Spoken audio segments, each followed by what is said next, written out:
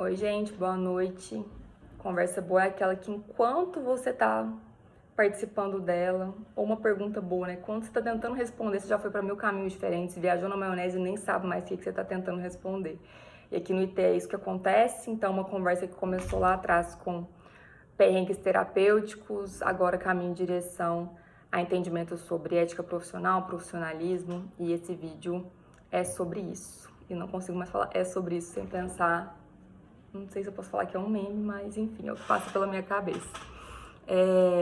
E para contar um pouquinho, né, de como a gente chegou nos 4 pontos que trouxemos no post anterior, né? Então, pensando sobre perrengue, pensando naquela lista de perrengues, pensando nas mensagens que nós recebemos, né, das pessoas dizendo assim: "Ah, que legal que vocês fizeram isso. Achei que era só eu. Ah, isso humaniza a figura da terapeuta ou do terapeuta." Nós ficamos pensando, né, gente, como assim humaniza? Porque a nossa profissão, né, teoricamente, ela é humana no cerne, né? Ela existe porque somos seres humanos em relação e dialógicos, então terapia só existe a partir dessa condição, né, de, de se colocar humanamente nessa relação. E aí a gente vai entendendo, quando as pessoas usam essa palavra, né, humaniza a figura da terapeuta, que nós estamos falando também de uma expectativa social, cultural, de que a terapeuta sempre se apresente de um jeito muito asséptico, neutro, perfeito, no sentido de controlado, né, em condições muito controladas, e que no dia a dia não é bem isso que acontece.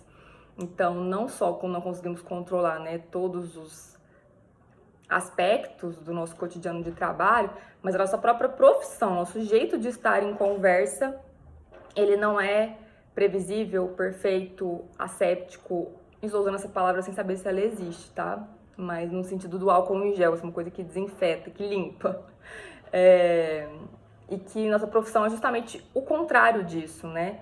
Ela é, ao mesmo tempo, neutra, ela exige uma condição da terapeuta, né? Se distanciar da cliente, do cliente, da conversa para fazer escolhas sobre o melhor caminho, mas ela também exige habilidades interpessoais, relacionais, vínculo, afetividade, espontaneidade. É uma atividade encarnada, né, que acontece no tempo e espaço concretos, com atravessadores concretos. Então, foi assim que nós chegamos na lista que a gente compartilhou no post passado. E aí, essa lista nos fez pensar, né? Se essa neutralidade não só não é possível, como não é desejável, se para sermos bons profissionais ou boas profissionais, nós precisamos transitar entre esses aspectos, né, de distância e proximidade, de afetividade e racionalidade, de controle e descontrole, de espontaneidade e de escolhas, né, arbitrárias sobre o que fazer.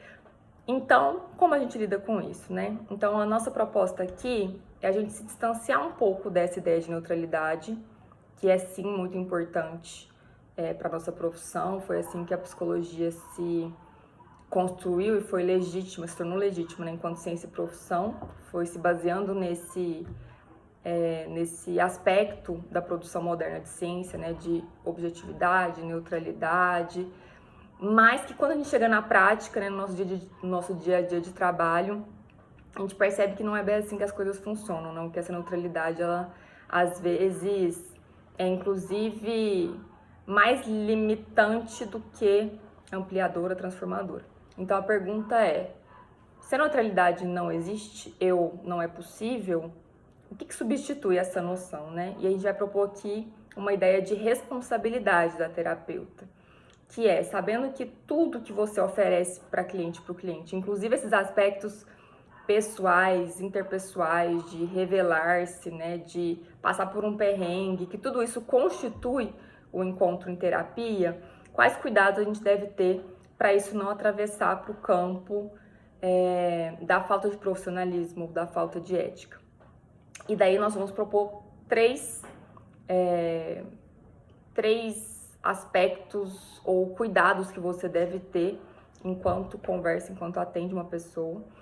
O primeiro tem a ver com a escuta, então é nosso dever sim garantir uma escuta generosa e ativa para nossa cliente, para o nosso cliente.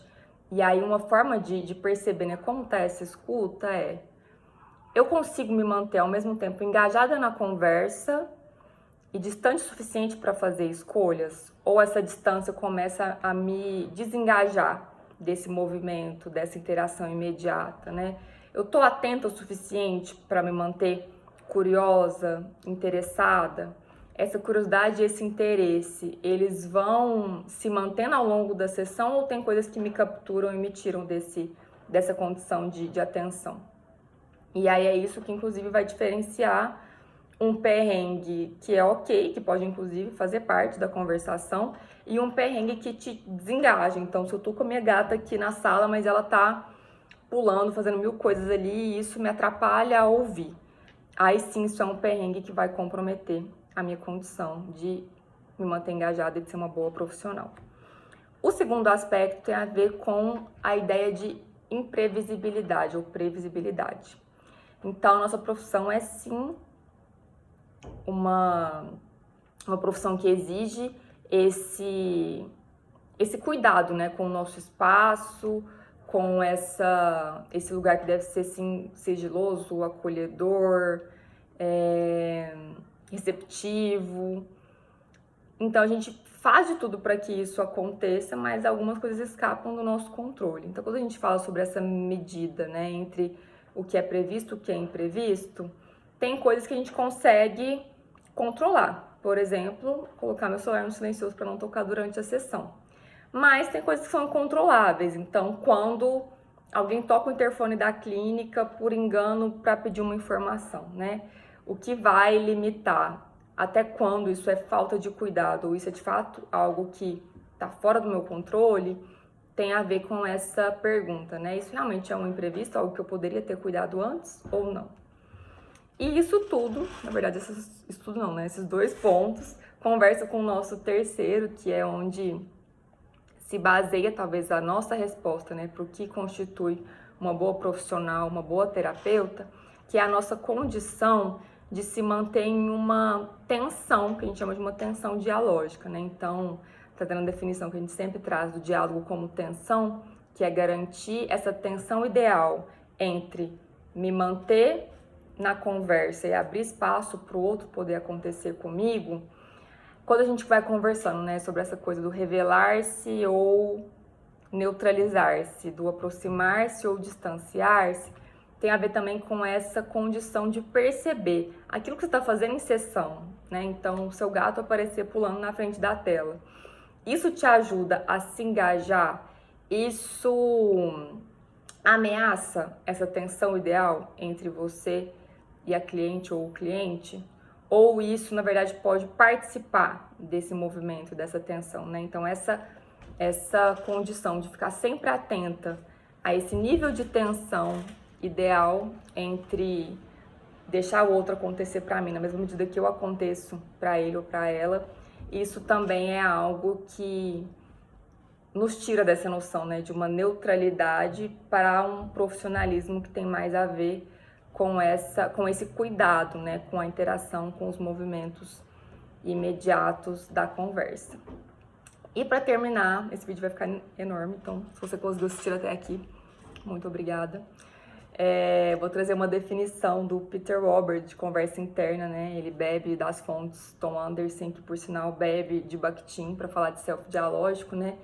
E que a terapeuta, ela tá sempre marcada por pelo menos duas posições do eu, que ele vai chamar de um self vivencial e um self profissional. O self vivencial é esse self que responde quase que imediatamente, que é mais espontâneo, que está mais preocupado em cuidar da interação. E que isso muitas vezes é informado, é baseado na nossa vida pessoal, nossas conversas cotidianas e não tem a ver com formação profissional. E esse self precisa dar conta também de negociar com o nosso self profissional, que é a condição que a gente desenvolve, né, na clínica, na faculdade, de dar um passinho para fora dessa interação imediata, analisar o que está acontecendo, levantar hipóteses e fazer escolhas que pareçam mais interessantes ou mais transformadoras para a pessoa que a gente está em diálogo, que a gente está atendendo. Então, eu gosto dessa diferenciação que ele faz, porque eu acho que nos ajuda a contar justamente dessa desse trânsito, né, que a gente tem entre o que é pessoal, o que é profissional, o que é neutro, o que é revelado, o que é explícito, e que para nós isso é o que constitui uma boa profissional, um bom profissional, e não necessariamente a ideia de perfeição ou neutralidade. Então é isso. De novo, obrigada por quem assistiu até aqui. Um beijo, até a próxima.